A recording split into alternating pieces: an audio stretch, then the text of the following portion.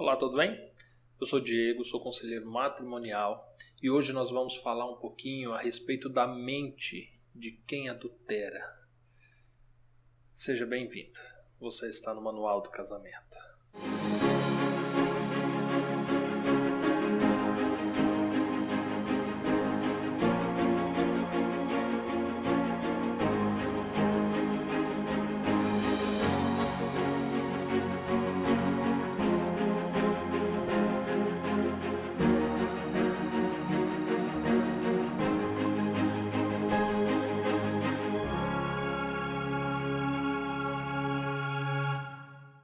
Quando a gente fala da mente de uma pessoa que comete adultério, que trai, que se apaixona pela amante, por uma terceira pessoa, normalmente o que nós mais ouvimos é: isso é sem vergonhice, isso é falta de caráter, isso é coisa de pessoa desrespeitosa. Existe aquele que diz que quem trai uma vez vai trair sempre. Existe aqueles outros que ainda afirmam assim que todo homem trai. Diz que quando a mulher trai uma vez, essa mulher se torna uma mulher da vida, uma vagabunda, e que não existe possibilidade de mudança. Vamos levar em conta que você está no Manual do Casamento e que você está num ambiente em que tudo aquilo que nós falamos, todas as convicções que nós chegamos, tudo aquilo que nós utilizamos como princípio para nortear os nossos pensamentos e os nossos princípios são pautados na Bíblia, tá? Então, diante disso, eu quero começar a desenvolver um pensamento contigo com base na própria palavra do Senhor. E aí eu lhe convido, se você quiser acompanhar, na sua própria Bíblia, o livro de Provérbios, no capítulo 6, no verso 32, que diz assim: o que adultera com uma mulher está fora de si. Só mesmo quem quer arruinar-se é que pratica tal coisa. Em outras versões, diz que aquele que adultera é falto de conhecimento. Enfim, essa versão que eu li aqui, ela é uma versão Revista e Atualizada 2, do ano de 93, então traz alguns termos diferentes. Mas fato é que o conceito é o mesmo. O que Salomão, Davi, eu não sei, não me atentei agora quem está escrevendo esse provérbio, por seu capítulo 6, eu acredito que seja de fato Salomão, mas o que ele está trazendo para nós? Salomão, ele foi um homem que teve várias mulheres, teve muitas concubinas. O aspecto do relacionamento conjugal, do prazer carnal ligado ao sexo, foi algo que sempre esteve muito presente na vida de Salomão. Então isso, o gabarita, dá um certo respaldo para que as palavras dele tenham um certo peso. Afinal de contas, ele está trazendo aqui agora conselhos, levando em conta o que ele viveu. Além de considerarmos o que ele viveu, nós também precisamos lembrar que Salomão era rei e que, diante da nação de Israel, no contexto em que ele vivia, além de rei, ele era juiz. Então, são muitos os casos que Salomão presenciou questões conjugais, brigas, questões entre famílias, marido, mulher.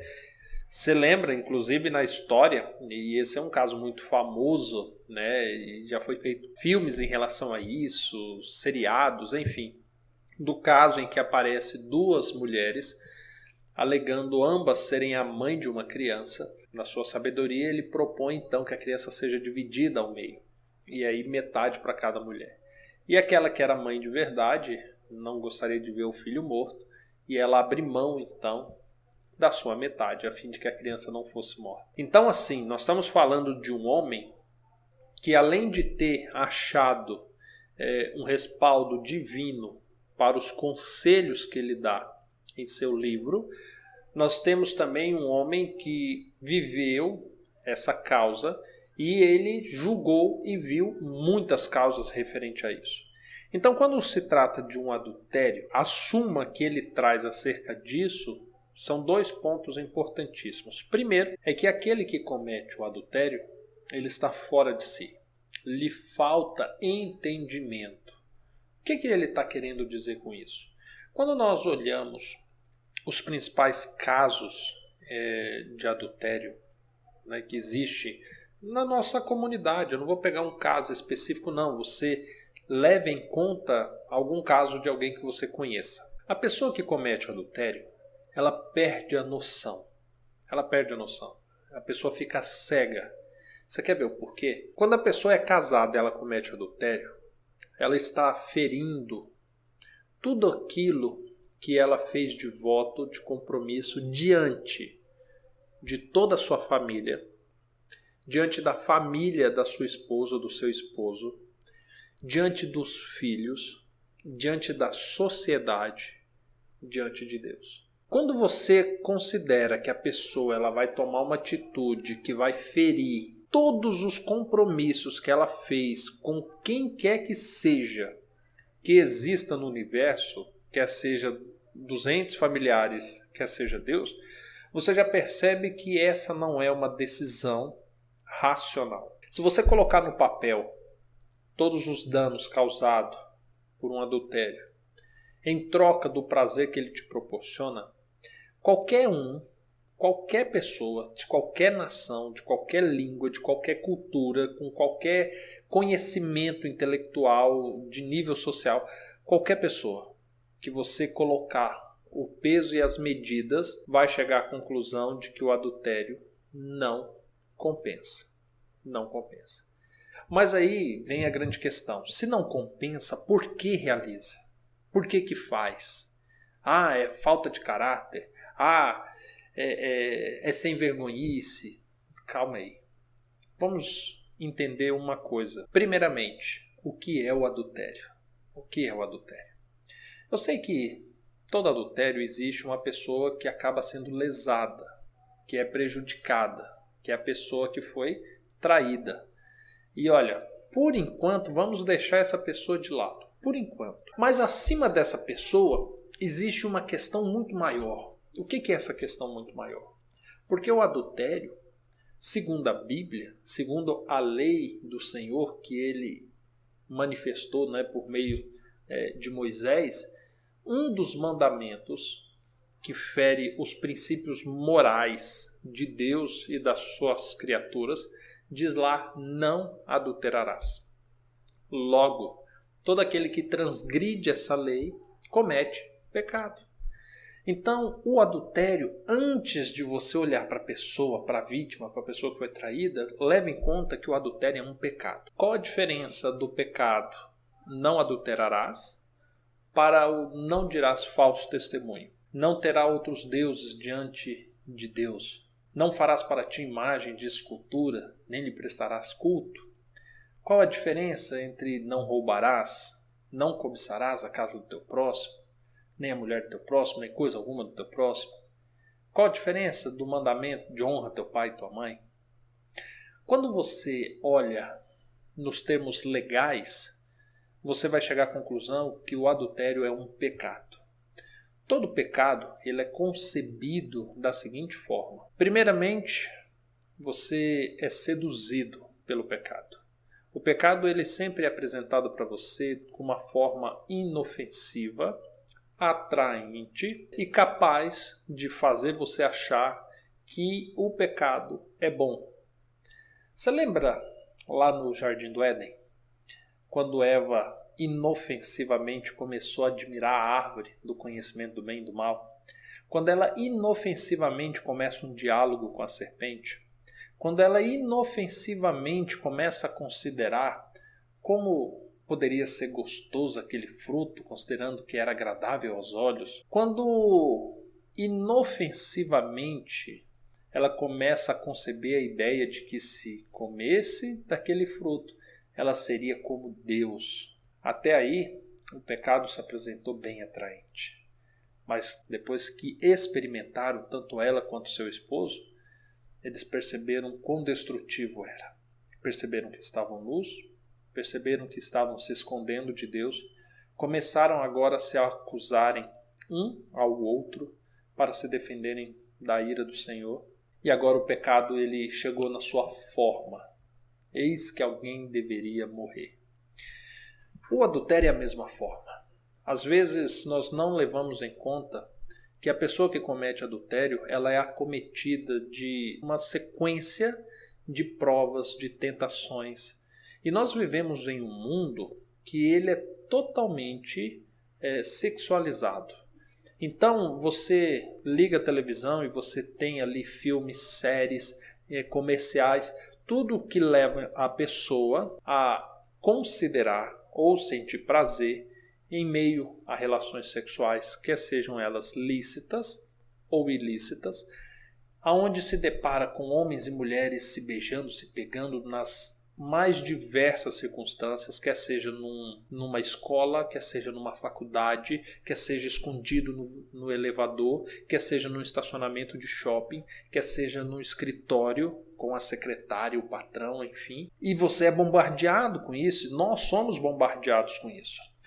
A todo instante nós estamos sofrendo tentações provenientes do adultério. A todo instante. E é possível que algumas dessas tentações comecem na nossa mente a produzir fruto. Nós começamos a achar normal você sentar no sofá da sua casa, ligar a sua televisão e ver uma mulher correndo de biquíni, um homem casado tendo um caso com uma outra mulher, e isso vai criando forma em nossa mente. Curiosamente, nós começamos a desenvolver isso e as outras pessoas também. A matemática para que duas pessoas que estão concebendo o mesmo pensamento possam se encontrar, ela é muito alta, essa probabilidade. Considerando que hoje todo mundo se envolve com filmes, com séries, com novelas. Está percebendo? Quando nós entendemos que existe uma hoste de anjos malignos, de demônios, que tenta colocar em nossa mente que o adultério é bom, mas ele não vem desenhado de adultério, ele vem desenhado de aventura, ele vem desenhado de prazer, ele vem desenhado de uma carência suprida, ele vem desenhado de uma grande oportunidade, ele vem desenhado de sentimento, de carinho, de amor. Você está percebendo que, de fato, quem adultera não tem a menor noção do que está fazendo? Agora, existe o segundo ponto que Salomão considera, que ele diz que aquele que pratica isso está buscando para si a ruína. Sabe por quê? Porque quando o adultério ele é consumado, no ato que ele é consumado acontece uma coisa. Naquele momento, essa pessoa ela está sendo riscada do livro dos céus. Ela está perdendo imediatamente a sua ligação com o Eterno. A Bíblia diz que os adúlteros não herdam o reino dos céus. A Bíblia diz que Deus não se inclina a ouvir a oração daqueles que estão praticando a iniquidade. Quando nós vemos a pessoa cometer um adultério, significa que ela foi se afastando do caminho do Senhor a ponto dela romper a ligação com Deus. Quando isso acontece, se antes a pessoa já lutava, tendo o Espírito Santo, tendo Deus, tentando ainda adverti-la, imagina agora que o Senhor não está se inclinando para ela. Está entendendo? Então, quando uma pessoa adultera uma vez, existem chances reais, sim, dela adulterar mais vezes. Mas também existe a oportunidade dela não mais fazer isso. Sabe por quê? Porque o pecado, quando a gente leva ele até a presença de Jesus, ele se mostra realmente destrutivo, nojento, uma ruína que realmente destrói a vida de uma pessoa.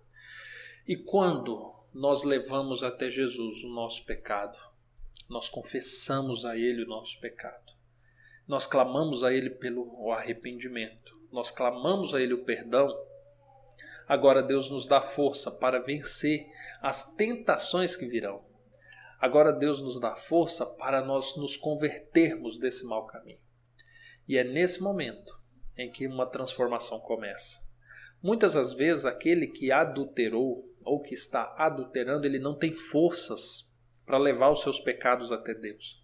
É onde existe a necessidade de nós levarmos essa pessoa até Deus, de nós intercedermos por ela. E você sabe quem é a melhor pessoa para interceder por ele, por ela? Justamente quem você não gostaria que eu falasse, mas é a pessoa traída. Sabe por quê? Porque a pessoa traída sentiu também o gosto do pecado.